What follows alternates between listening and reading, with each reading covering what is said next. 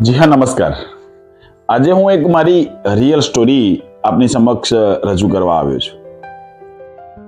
એક વખતની વાત છે કે હું મારા અંગત સ્વજન વડીલ જે મારા આદરણીય છે એમની પાસે હું મળવા ગયો.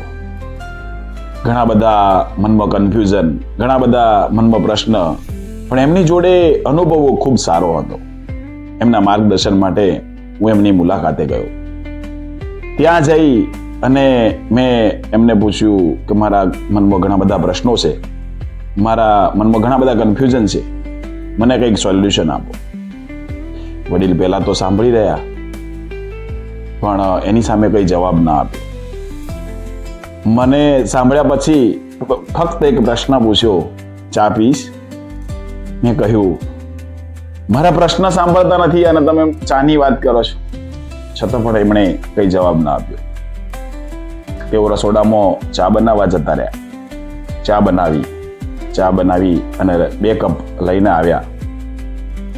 ત્યાં કપ મૂક્યા, ચા અંદર ભરવાની શરૂ કરી. કપ આખો ભરાવી ગયો, ટેબલ ઉપરથી ઢોળાવા લાગી, છતાં પણ એમણે ચા પાડવાનું બંધ ના કર્યું. મેં એમને કહ્યું કે શું કરો છો, આ ચા ઢોળાય છે. એમણે મસ્ત સ્માઇલ સાથે મને વાત સમજાવવાનો પ્રયત્ન કર્યો કે આપણી જિંદગી પણ આવી જ છે. જ્યાં સુધી અંદર જ્યાં ભરાયેલું હોય, જો એની ઉપર તમે ક્યાંક ઉમેરવા જશો તો નહીં ઉમેરાય, પેલા ખાલી થવું પડશે.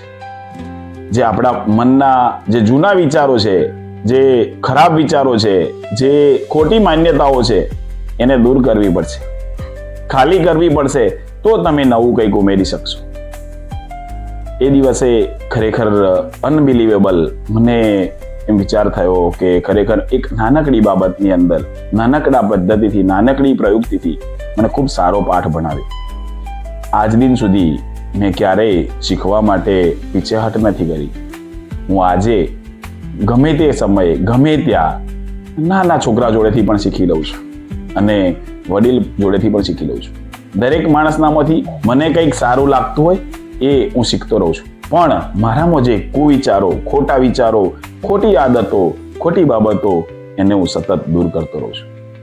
તમને પણ ખ્યાલ હશે કે જ્યારે કોમ્પ્યુટરની અંદર હાર્ડ ડિસ્ક ભરાઈ જાય કાં તો પેનડ્રાઈવની અંદર મેમરી ફૂલ થઈ જાય તો એ મેમરીને પહેલા ખાલી કરવી પડે.